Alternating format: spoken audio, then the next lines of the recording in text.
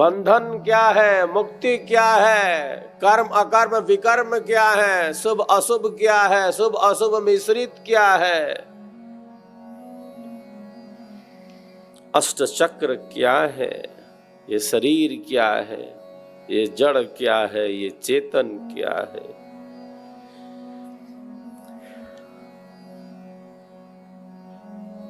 अध्यात्म के समस्त रहस्यों को सद्गुरुदेव ने पूर्णता के साथ स्पर्श किया है।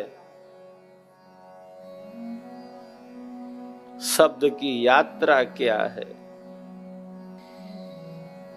आत्मा की यात्रा क्या है, कैसे इसने स्थूलता को प्राप्त किया है और किस प्रकार से पुनः सूक्ष्मता में प्रवेश करी।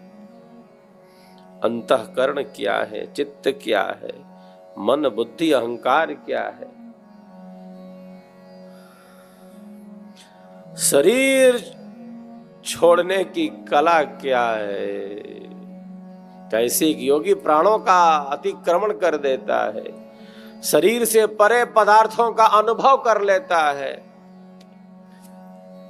सिद्धांत में स्थिरता होने से क्रिया रूप में भी स्थिरता होने लगती है। सिद्धांत हमारा स्थिर हो, हम अपने सिद्धांत पर अडिग है, क्योंकि यह सत्यपूर्ण विश्वास है, हमें श्रद्धा है सद्गुरुदेव के समस्त सत्य अनुभवों पर, स्वरवेद पर श्रद्धा है। एक एक शब्द समाधि से उत्पन्न है। श्रद्धा किसे कहते हैं? श्रद्धा का अर्थ है सत्य पर पूर्ण विश्वास। सत्य पर पूर्ण विश्वास। विश्वास कर लिया तो कर लिया, बात खत्म। विश्वास कर लिया तो कर लिया। हमने मार्ग नहीं देखा, हमने उस परम सत्य का साक्षात्कार नहीं किया तो क्या, हमने उस परम तत्व का दर्शन नहीं किया, उस परम प्रकाश का अनुभव नहीं किया। अरे जिसने किया, जिसने उस परम आत्मा का साक्षात किया, परम आनंद का अनुभव किया, परम शांति का अनुभव किया, समाधि में स्थित होकर उस परम ज्ञान को प्रकट कर दिया, उनके बताए पथ का हमने अनुकरण कर लिया, उसे स्वीकार कर लिया, उसे स्वीकार कर लिया। हमने नहीं देखा तो क्या हो गया? हम कहां का रास्ता देखे हैं? अरे जिसने देखा, अद्भुत मार्ग योग विहंगम मैं तुमको बतलाऊंगा, यदि विधिवत तुम साधन करी हो अमर लोक पहुंचाऊंगा। महाप्रभु महाप्रभु अनंत दयामय, उनसे तो ही मिलाऊंगा। महाप्रभु अनंत दयामय, उनसे तो ही मिलाऊंगा। कहे सदा फल, कहे सदा फल, परमानंदा आवागमन मिटाऊंगा, आवागमन मिटाऊंगा। इस सत्यपूर्ण वाणी पर विश्वास कर लिया तो कर लिया। जिसने देखा है उस मार्ग का हमने अनुसरण कर लिया तो कर लिया। इसे ही कहते हैं श्रद्धा, सत्य पर पूर्ण विश्वास, वेदों की वाणियों पर पूर्ण विश्वास, साहेब के शब्दों पर पूर्ण विश्वास, स्वर वेद के स्वरों पर पूर्ण से पूर्ण विश्वास। विश्वासो फलदायकः, कोई संशय नहीं कर सकते। संशयात्मा विनश्यति, गीता में योगीराज कहते हैं जो संशय में रहता है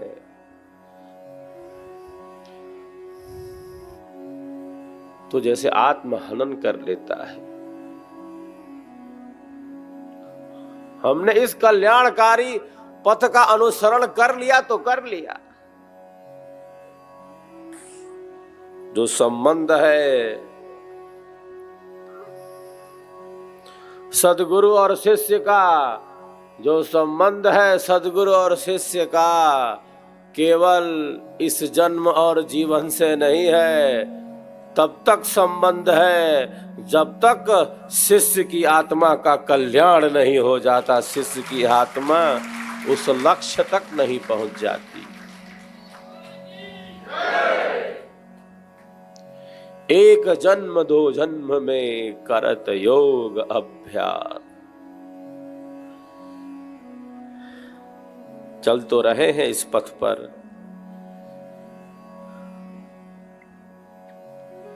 कोई आगे है कोई पीछे है। तो सिद्धांत को वास्तविक रूप से जन जन तक लेकर जाना यह प्रचारक का प्रधान कर्तव्य है। एक स्थान पर एक प्रचारक नए जिज्ञासु को सत्संग दे रहे हैं। सत्संग का अभाव न हो,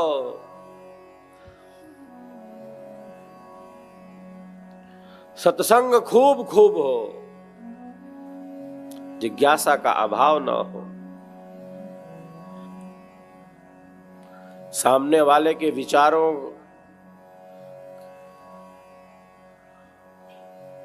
को उचित स्थान देना आवश्यक है। सामने वाले की जिज्ञासाओं का समाधान आवश्यक है। उसको किस प्रकार से हम विहंगम योग की धारा से जोड़ दें, जोड़ सकें, इसमें हमारी क्या भूमिका हो सकती है, ऐसा विवेक सदैव हम सबके पास होना चाहिए। विहंगम योग की अनंत परिभाषाएं हैं।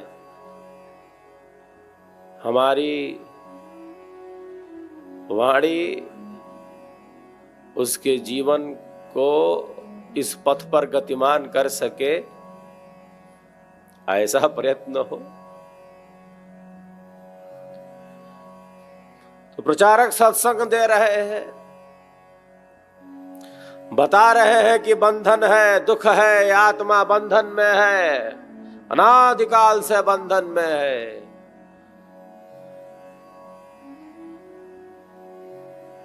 मुक्ति का मार्ग है ब्रह्म विद्या का, विहंगम योग का।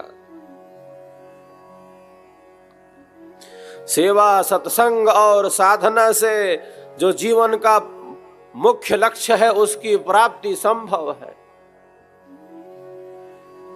वार्ता के क्रम में सब बातें हो रही हैं। जिनको सत्संग दे रहे हैं, जिनसे वार्ता हो रही है,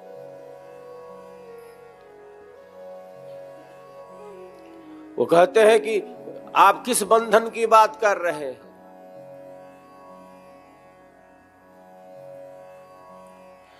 आप किस बंधन की बात कर रहे हैं? मैं तो किसी प्रकार का कोई बंधन नहीं देख रहा। मैं तो खाता हूं, मैं पीता हूं,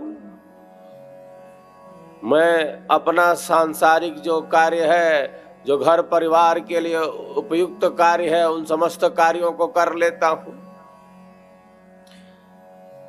गाढ़ी निद्रा में सो जाता हूं। शरीर संसार में मैं तो किसी बंधन का अनुभव नहीं करता। आप किस बंधन की बात कर रहे हैं? तो खा रहा हूं, पी रहा हूं, सो रहा हूं, उठ रहा हूं, जाग रहा हूं। कहां बंधन है? किसने कह दिया आपसे कि बंधन में है? कोई बंधन मैं अनुभव नहीं कर रहा, ऐसा कहा। विभिन्न प्रकार के विचार सामने से प्रचारकों के समक्ष आते हैं। ऋषियों ने क्या कहा है? ज्ञान का अभाव अविद्या नहीं है, ये बहुत जानते हैं। ज्ञान में कमी नहीं है, लेकिन ज्ञान कैसा है? यह जो समझ है कि मैं बंधन का अनुभव नहीं कर रहा, यह समझ विपरीत है, यह मिथ्या है, असत्य है। अविद्या की जड़ें इतनी मजबूत हैं, रात बहुत काली है, अमावस की रात है, बादलों से भरी घोर अंधेरी रात। जो वस्तु जैसा रहे तैसा वाको जान, रूप बोध निर्भ्रांत है, संशयहीन सज्ञान। स्वरवेद की वाणी क्या कहती है?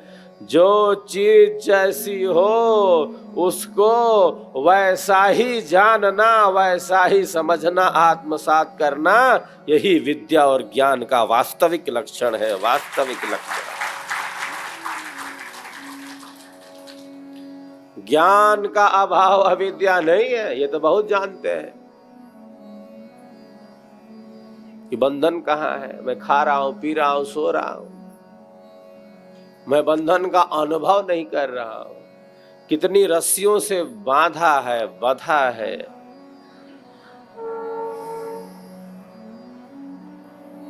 इसका बोध कहाँ है? इसीलिए ऋषियों ने कहा, नित्या शुचि दुखा नात्मसु, नित्य शुचि सुखात्म ख्यातिर अविद्या। पंच क्लेश है, पंच क्लेश। प्रथम है अविद्या का क्लेश, फिर है अस्मिता, फिर राग, फिर द्वेष, फिर अभिनिवेश। ये क्लेश है। क्लेश किन्हें कहते हैं? जिनसे दुख उत्पन्न हो, जो दुख उत्पन्न करते हैं वही क्लेश होते हैं। जो अनित्य है उसको नित्य समझना, जो अनित्य है उसको नित्य समझना। जो पवित्र है उसको अपवित्र समझना, उल्टा ज्ञान जिसे कहते हैं, मिथ्या ज्ञान। जो दुख है उसको सुख समझना, जो अनात्मा है उसको आत्मा समझना, सदैव समझना, निरंतर समझना। अर्थ और काम की उन्नति को ही, अर्थ और काम की उन्नति को ही सब कुछ समझ लेना।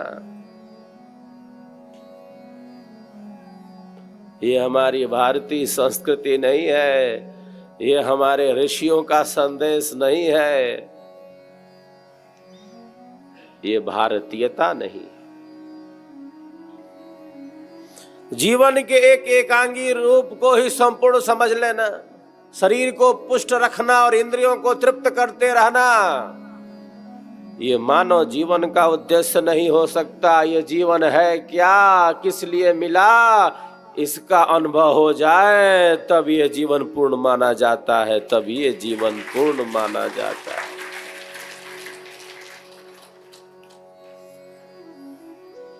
तो जैसे नदी में लकड़ी का टुकड़ा बहता जा रहा है, तो बहता जा रहा है। एक शरीर को प्राप्त किया, कर्म फल भोग प्राप्त हुए, शरीर छूट गया,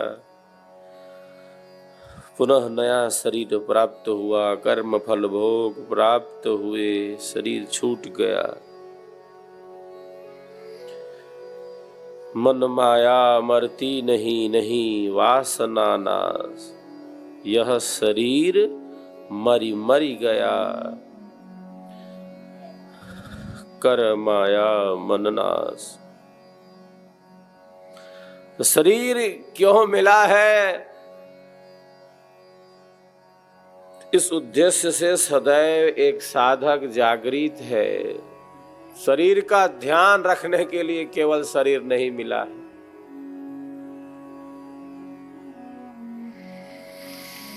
शरीर हमारा है नहीं, हमें मिला है। हमारा रहता शरीर तो हम लेकर चले जाते, इसे लेकर तो आए हैं। शरीर हमारा है नहीं, हमें मिला है, दिया है उसने बड़ी कृपा करके, हमारा है नहीं। अगर हमारा रहता ये शरीर तो हम इसे छोड़ते, अरे हम इसे लेकर चले जाते कि नहीं नहीं हमारा है, हम नहीं छोड़ेंगे इसका। हम अपनी समस्त वस्तुओं का कितना ध्यान रखते हैं, सब व्यवस्थित सुव्यवस्थित रखते हैं, कोई इधर उधर ना हो जाए।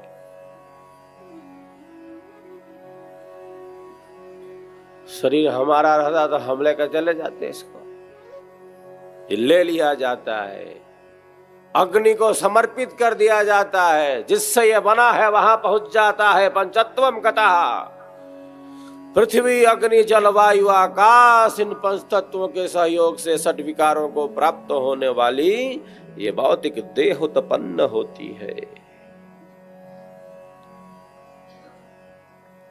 हमारा शरीर पृथ्वी का बना है, जो मिला है हमें।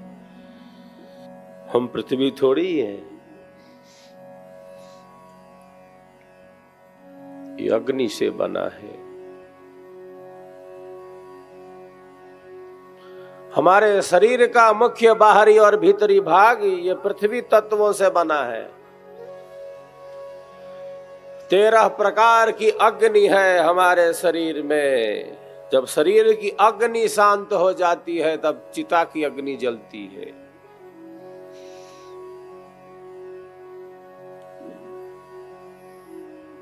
पंचभूताग्नि है, पृथ्वी की अग्नि है, अग्नि की अग्नि है, वायु की अग्नि है, आकाश की अग्नि है, जल की अग्नि है। जो पंचभूत है इनमें अग्नि है, पंचभूताग्नि है। धातुओं की अग्नि है, धात्वाग्नि है, जिनसे शरीर बना है। एक जठराग्नि है जिसकी 4 स्थितियां है, मूलतः एक है। इस प्रकार ये 13 प्रकार की अग्नि है हमारे शरीर में। समस्त पदार्थों का संश्लेषण करना ये जल तत्वों की भूमिका है। वायु पंच प्राण और पंच उप प्राण के रूप में हमारे शरीर में प्रतिष्ठित है। हृदय में प्राण है, हृदय से कंठ तक। यहां प्राण कहाँ है? हृदय प्राणो गुदे अपानः समानो नाभिमंडले उदानः कंठ देशे स्यात् प्यानः सर्व शरीरगः। तो प्राण है हृदय से कंठ तक, ये प्राण का स्थान है। प्राणों को लगती है भूख प्यास, प्राणों के धर्म है। प्राचीन समय में योगी जन कंठकूप में संयम कर भूख प्यास से निवृत्त हो जाते थे। कंठकूपे क्षुत पिपासा निवृत्ति है। कंठकूप में संयम करने से भूख प्यास से छुट्टी, ऐसा योगी जन करते। उन्हें रहना है समाधि में। मान लीजिए 6 महीना रहना है समाधि में। समाधि में रहना है। विहंगम योग के प्रणेता अनंत श्री सदगुरु सदाफल देव जी भगवान 6 महीने के अखंड समाधि में वृद्धकूट आश्रम की गुहा में बैठे हैं। तो बैठे हैं।